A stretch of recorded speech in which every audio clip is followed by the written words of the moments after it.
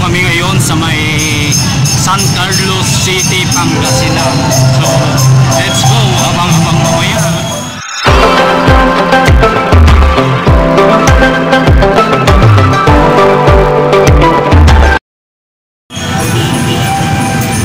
So, ngayon guys is nandito na kami sa San Carlos City, Pangasinan. So, kung makikita nyo guys yung view dito, so sobrang ganda.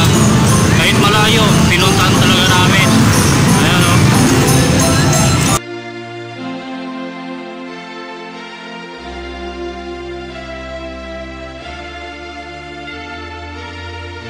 So dito naman sa bandang rito, tapos yung entrance kasi dito guys is medyo mahaba. So ayan nga guys, naglalakad kami ngayon. So nandun pa sa pinakadulo yung entrance dito. Talagang mapapagod ka, pero pagpasok mo, ayan, sabi niya matagal tayong maglalakad kasi ang lahat. So ayan na guys, nandito na kami, paliko na kami dyan. So babalik ulit kami. So pag nakarating ka doon sa harap is talagang mawawala yung pagod mo. So ayan, nandyan na kami sa may entrance dyan sa malapit. So ayan na guys, yun yung entrance guys. So ayun guys, nandito na nga kami sa may entrance. So napakalayo naman yung entrance dito, pero pagpasok mo, pagbungad mo dun sa may yan yung makikita mo, San Carlos City, Pangasinan. So ganito kaganda guys ang San Carlos City, Pangasinan. So ano pang hinihintay nyo guys, special na dito. So guys, nandito tayo ngayon sa San Carlos City, Pangasinan. So ayan, sobrang ganda dito. So perfect ito sa mga may jowa. Sa akin kasi wala, solo lang tayo guys. So itutur ko kayo ngayon dito sa San Carlos City, Pangasinan, kung saan matatagpuan yung mga magagandang Christmas tree at saka Christmas lights. So ayan, tutur ko kayo guys. So ayun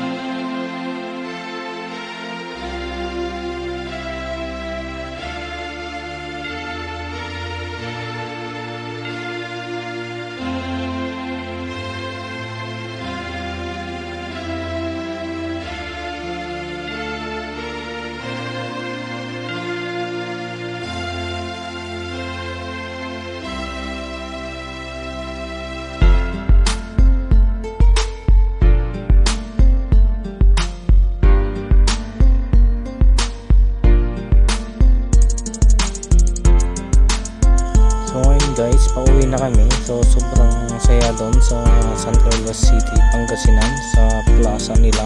So kung nakapunta kayo dyan guys, is talagang babalik-balikan nyo yung San Carlos City, Pangasinan Plaza.